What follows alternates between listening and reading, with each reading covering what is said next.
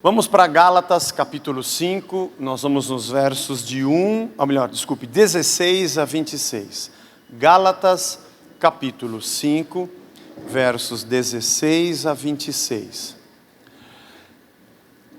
Esse trecho é quando Paulo fala sobre as obras da carne e o fruto do Espírito.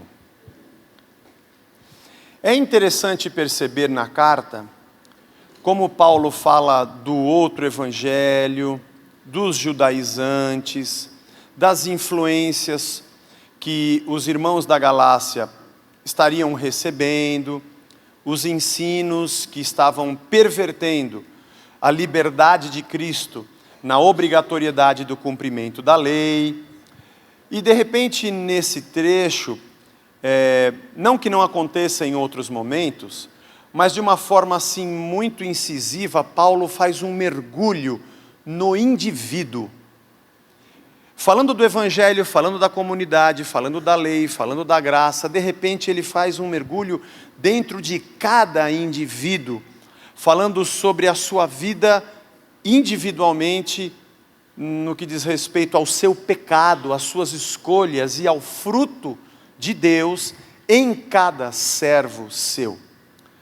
Alguém pode até defender uma teoria, alguém poderia defender um pensamento teológico, naquele momento dizendo, não, mas a lei diz isso, a lei diz aquilo, a graça diz isso, diria Paulo. A gente pode até fazer um debate, mas quando eu entro dentro do seu coração e dos resultados de Deus na sua vida individual, não é uma questão de discussão teológica, não é uma discussão sobre lei e graça, é o seu encontro pessoal com Deus e o que Ele está produzindo em você. Acho que Paulo faz esse mergulho, isso é uma opinião pessoal minha, porque a gente pode discutir muito sobre teorias.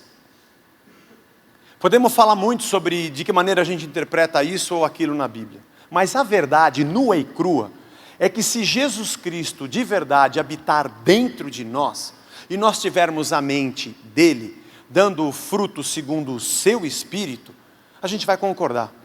Vai deixar de ser apenas uma discussão. Obviamente que isso é uma coisa hipotética.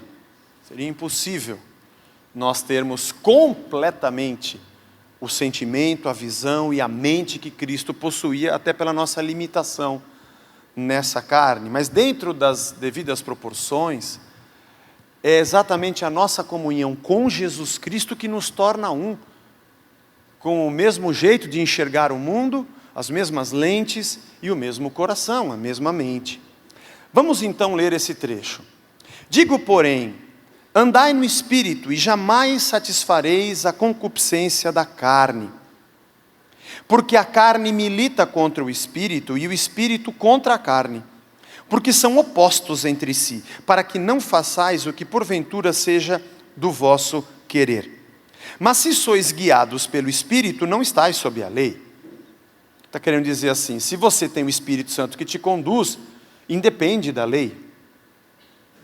Ora, as obras da carne são conhecidas, e são prostituição, impureza, lascívia, idolatria, feitiçarias, inimizades, porfias, ciúmes, iras, discórdias, dissensões, facções, invejas, bebedices, glutonarias e coisas semelhantes a estas, a respeito das quais eu vos declaro, como já outrora vos preveni, que não herdarão o reino de Deus os que tais coisas praticam. Mas o fruto do Espírito é amor, alegria, paz, longanimidade, benignidade, bondade, fidelidade, mansidão, domínio próprio. Contra estas coisas não há lei. E os que são de Cristo Jesus crucificaram a carne com as suas paixões e concupiscências, paixões e desejos, né? Se vivemos no Espírito, andemos também no Espírito. Não nos deixemos possuir de vanglória, provocando uns aos outros, tendo inveja uns dos outros. Nossa verdadeira guerra, nossa verdadeira batalha é contra nós mesmos. O nosso maior inimigo está dentro dessa mesma camisa que nós estamos usando. Nosso maior opositor é o nosso coração. O que Paulo está dizendo é que nós somos o nosso principal inimigo.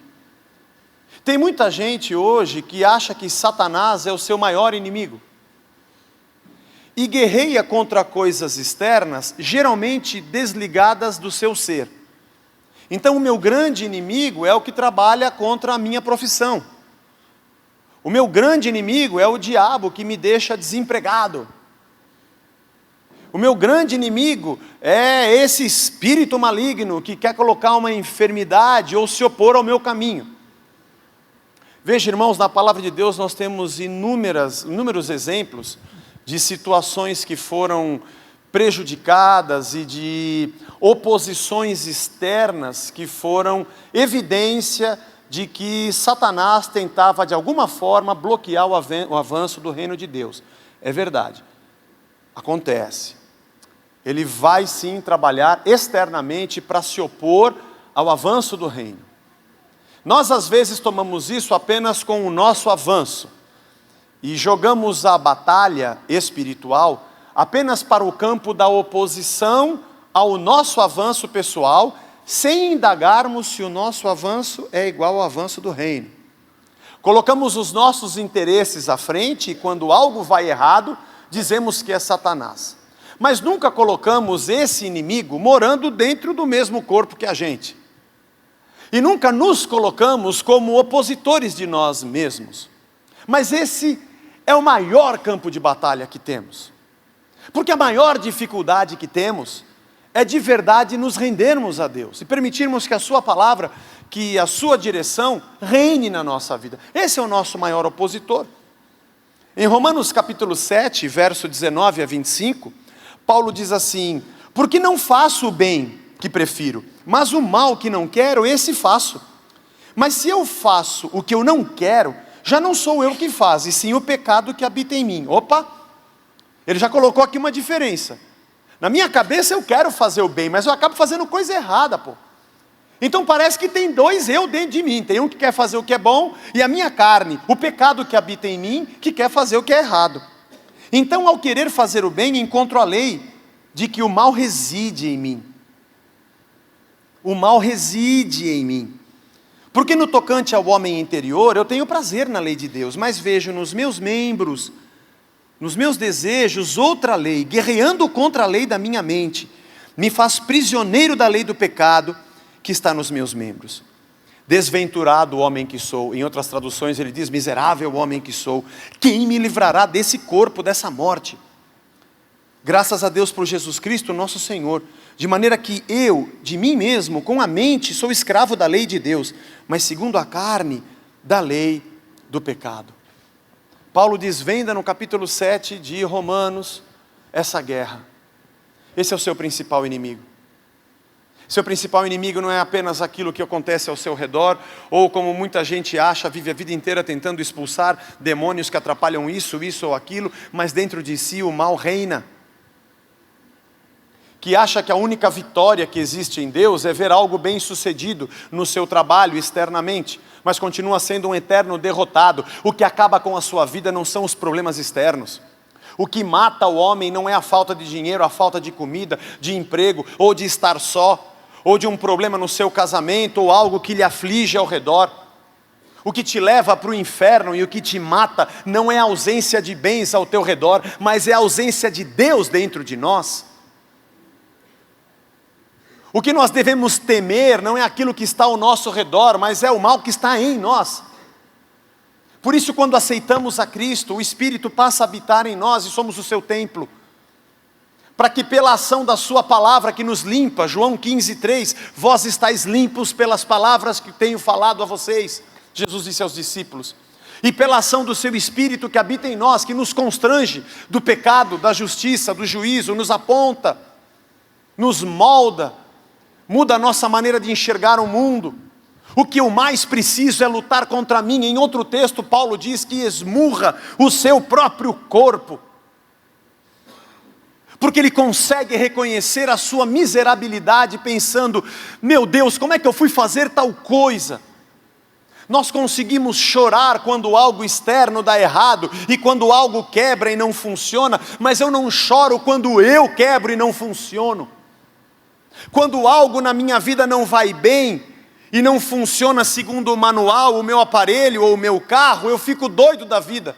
Mas quando eu não funciono segundo esta Escritura, eu não me sinto mal. Eu guerreio contra o que está fora e não me preocupo contra o que está dentro. E Jesus disse que o mal que destrói o homem não é o que ele come, não é o que entra pela boca, mas é o que sai. Estamos muito preocupados com o que está ao nosso redor. Não come naquele lugar que é consagrado, não usa essa roupa porque quem costurou tem um trabalho, não sente naquele lugar, não entre naquele outro. E achamos que é o que está fora que nos destrói. Maior é o que está em nós do que aquele que está no mundo. Isso não significa que você vai ser um devasso, porque se você ama a Deus, você vai andar em santificação. Não porque você tem medo do diabo, não porque você é obrigado a fazê-lo, mas porque o amor de Deus em você e a presença do Espírito te torna um com Cristo. E você tem prazer na lei de Deus. O que vem de fora não é o que te destrói. O que te destrói é o que já está aí dentro. É que nós achamos que o mal entra. Não, o mal nasceu conosco. O mal faz parte do ser humano. Quando o homem pecou, o mal passou a existir nele. Porque ele é exatamente a ausência de Deus. Nós já nascemos com isso, não precisamos comer nada. Não tem que entrar em nenhum restaurante, não é uma camiseta, não é isso que vai trazer para dentro de você o pecado da destruição. Ele já estava conosco desde o ventre. A verdade é que o mal que destrói o homem é aquele que está dentro e ele externa. Com suas atitudes, com suas palavras, ele destrói. Com suas ações, ele mata. Com suas escolhas sociais, políticas, ele acaba com vidas. Com suas opiniões, ele machuca pessoas. Estamos muito preocupados se estamos do lado de alguém santo ou de alguém impuro, porque eu não posso tocar no impuro. E achamos que santidade é estar longe da sujeira. Santidade é tirar a sujeira de dentro de nós. Andar no meio da sujeira, irmão, não tem jeito, a gente está preso a esse mundo. Se fosse isso, santidade, Jesus não teria vindo a esse mundo, porque Ele só esteve entre nós e nesse mundo só tem pecado. Mas Ele tocou em leprosos, Ele comeu com pecadores, Ele conversou com prostitutas, Ele andou com samaritanos, tudo que era imundo naquela época Ele fez. Ele rompeu a regra do sábado, Ele fez tudo que era uma maldição aos olhos dos judeus. A maior guerra que temos é contra nós mesmos. A maior luta que você e eu precisamos ter é contra o que temos carregado na nossa cabeça, no nosso coração, na nossa alma, nos nossos sentimentos. O que temos para levar para esse mundo? Se Cristo está dentro de mim, se Ele habita dentro de mim, meu Deus do céu,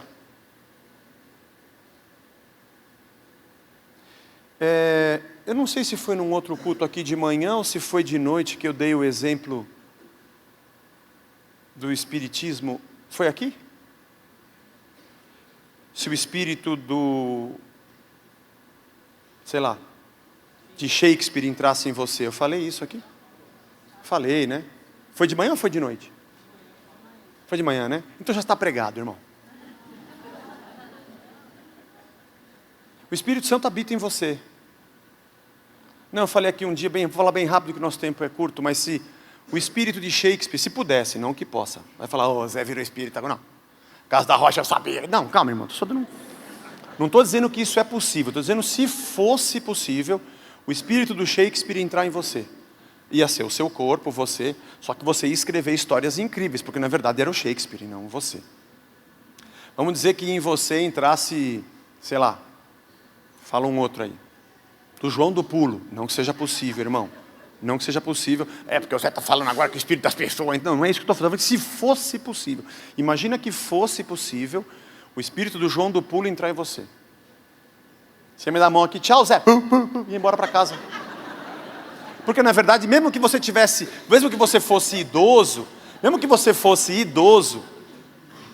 o corpo, a carcaça era sua, mas dentro era o João do Pulo.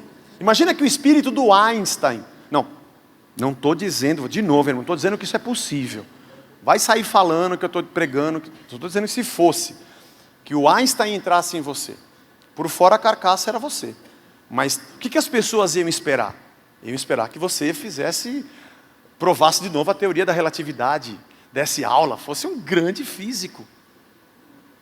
Iam esperar, se você recebesse o espírito do Shakespeare, que você escrevesse o que ele escreveu. E se fosse do João do Pulo, que você pulasse o que ele pulou. Se fosse possível. Porque é isso que as pessoas esperariam. Não estou dizendo que é possível, vamos dizer que fosse possível. Gente, pelo amor de Deus, não vai dizer que eu estou pregando que é possível. Mas vamos dizer que fosse possível, por exemplo, o Espírito de Deus está dentro de você.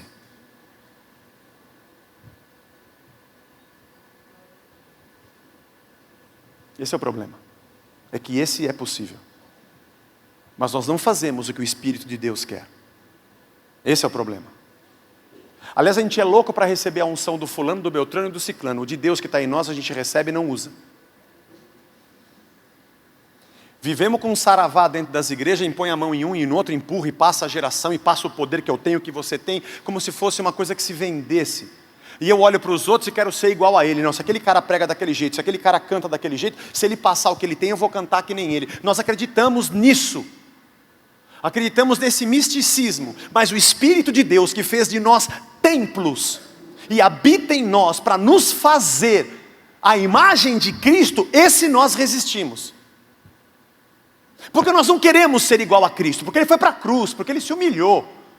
Eu quero ser igual ao cara que deu certo e prosperou. O cara que aparece na televisão, ou o cara que é crente e é sucesso. Porque eu não quero olhar para dentro de mim e para o mal que está em mim. Eu quero olhar para o sucesso dos outros, porque eu continuo interessado só no que está por fora. Mas Paulo aqui nos confronta. O que está acontecendo dentro de você, irmão? Isso é mesquinhez, isso é miséria humana. O que nós precisamos é de Cristo em nós e sermos semelhantes a Ele. Eu quero citar 3 palavras aqui muito interessantes que Paulo usa. A primeira é a palavra ergon, do grego, obras. Ele chama aquilo que acontece na nossa carne de ergon, de obras da carne. Isso significa trabalho, obra mesmo. Resultado de alguém que faz algo da sua natureza. É muito interessante. Ele usa a palavra ergon, porque o ergon é obra, é o que eu faço. E isso está ligado a quem eu sou. Nós somos carne. Somos redimidos pelo sangue de Jesus, novas criaturas, mas como essência, nascemos no pecado. O que eu preciso fazer para dar errado? Nada, não precisa fazer nada, só continuar como você está sem Deus. Porque nós já nascemos do pecado. As obras da carne são a nossa natureza.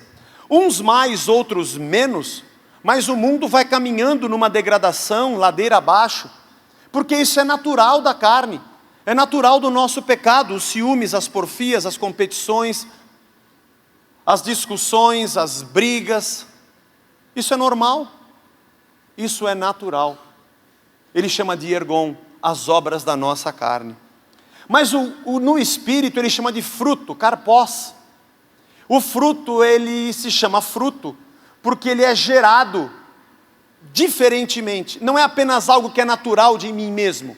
É o Espírito que está em mim, que trabalhando na minha vida, na transformação, me faz alguém que gera o fruto, mas esse fruto não é gerado de forma natural, a não ser que o Espírito me transforme. Por isso Jesus disse em João 15 que nós somos ramos de uma videira. Porque o fruto não pertence ao ramo, ele pertence à videira. E se o ramo não estiver ligado na videira, ele não vai dar fruto. E se ele estiver ligado e não dá fruto, tem alguma coisa errada. Algum corte nesse ramo, porque a seiva desse caule não passa por esse ramo. Ele não faz parte dessa videira. Porque ele não dá o fruto, porque o fruto é da videira. Muito interessante. Eu não vou saber se alguém anda com Deus pelas coisas que ele possui. O sinal para esse mundo de que Deus está em nós é de que aquele que está em nós muda o que somos. Não, se eu disser que a prova de que Deus está na minha vida é o carro que eu tenho na garagem, vai ter gente que não tem Deus e tem carro na garagem, eu vou dizer o que para ele? Essa é a prova? Ou vou dizer para alguém que a prova é o sucesso que eu tive na vida profissional. Então quer dizer que todo mundo que tem sucesso na vida profissional tem Deus? A maior prova de que o Espírito de Deus, e é possível, habita dentro de nós, é que o que fazemos não tem a ver com a nossa essência natural carnal, mas com o que Deus é em nós. E o que eu penso e o que eu falo, o que eu ensino, como eu ajo e reajo, já não é mais natural do Zé, mas do Espírito que habita no Zé, e no João, e na Maria, em cada um de nós. Essa é a nossa guerra. Não é termos, é sermos. Não é o que possuímos, é quando Ele nos possui. E em 1 Coríntios capítulo 12, nós não vamos ler, Paulo fala dos dons. E ele usa uma terceira palavra, que é a palavra carisma, do grego, que nós falamos no português carisma. E ela vem da mesma raiz da palavra caris, que significa graça, dádiva. Ele usa para falar de dons uma terceira palavra, porque o dom também é alguma coisa que Ele dá, não é nossa, é dele, não faz parte da nossa natureza, e não é produzida como fruto, é algo especificamente de Deus, e Ele nos dá. E no mesmo texto ele diz que o Espírito dá muitos serviços, muitas diaconias, Ele nos dá para servirmos. Aí a gente lê na história um rei como Ciro, um rei persa, que Deus usou, e não era um cara santificado a Deus. Nós vemos Balaão, um profeta pagão, que Deus usou para profetizar, e não era um cara que tinha comunhão com Deus. Aliás, a mula de Balaão, que nem gente era, Deus usou para falar com o próprio Balaão. E nós temos Saul, por exemplo, longe da vontade de Deus, querendo matar Davi, e o Espírito de Deus o enche, e ele fala como um profeta. O que Paulo está querendo dizer é que o dom é de Deus, não é nosso, não é produzido em nós, nem é produzido por nós, nem faz parte da nossa natureza. Se Deus tiver que abençoar alguém, Ele vai colocar aquele dom por causa de quem vai ouvir, não por mérito de quem está recebendo. Por nossa natureza, a gente tem o ergon, a gente tem obras da carne. Pela ação do Espírito dentro de nós, nós damos frutos. Eu não posso me responsabilizar pelo dom. Aliás, eles são chamados dons do Espírito, porque não são nossos. Eu não posso me orgulhar de nenhum dom, porque não é meu. E também não fui eu que produzi, porque não é um carpós, não é um fruto. Eu não posso achar que alguém é de Deus porque tem um bem, e nem achar que ele é de Deus porque tem um dom. Porque os dons são dados por Deus para o serviço de quem precisa, e não por mérito de quem recebe. As pessoas vão conhecer que Cristo está em nós, não pelo quanto nós profetizamos, e não pelo quanto nós curamos. Porque Jesus disse que algumas pessoas chegarão diante dele no último dia e vão dizer: Senhor, em teu nome nós curamos, em teu nome nós profetizamos, em teu nome nós fizemos maravilhas. E ele vai dizer: eu não vos conheço. O fato de você ter um dom não significa que você é meu.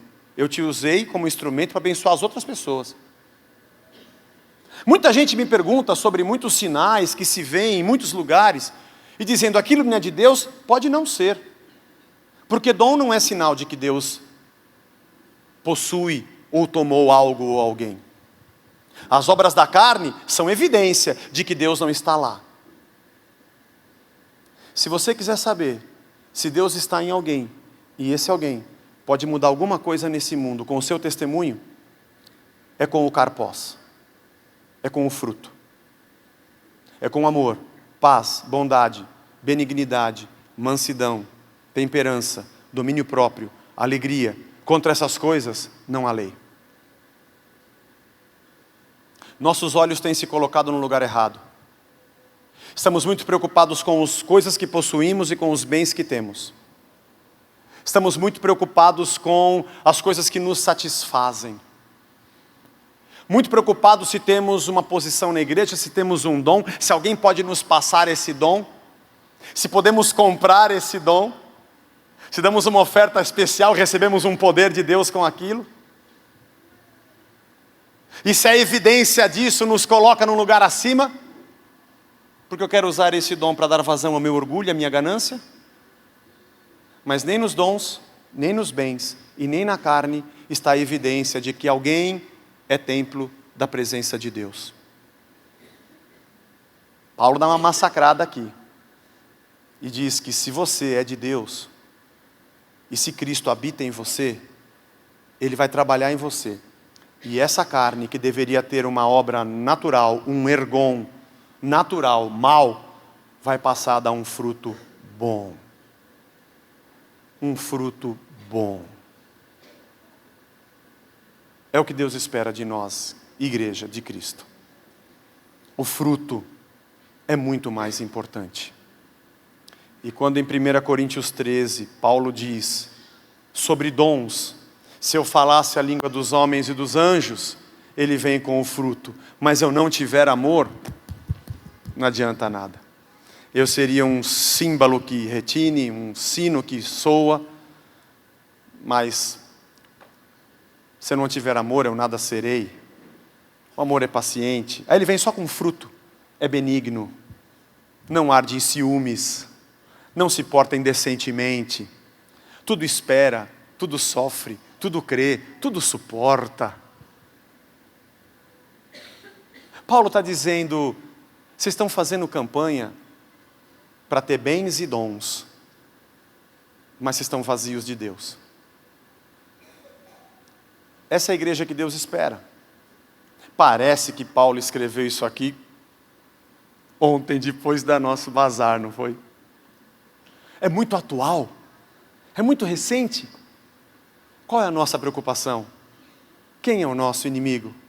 Contra o que e contra quem estamos lutando? O que nós temos para demonstrar para esse mundo? Já que o Espírito de Deus habita em nós. A gente pode sair escrevendo, pulando, cantando. Se Ele está em nós, esse mundo pode esperar um fruto semelhante ao de Cristo. Eu não estou dizendo a você que Deus não vai te abençoar externamente, que Ele não nos ajuda, longe disso. Não estou dizendo a você que Deus não possa te usar com talentos e dons, claro que sim. O que eu estou querendo dizer a você é que o que Deus faz, Ele faz por seu propósito. O dom que Ele dá por seu propósito. Mas o fruto que eu gero tem que ser o propósito da minha vida.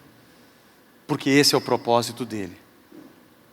E que nós possamos dizer sim, lendo essa carta, dizer sim, Senhor, é isso mesmo, eu preciso ter esse fruto na minha vida. Amém.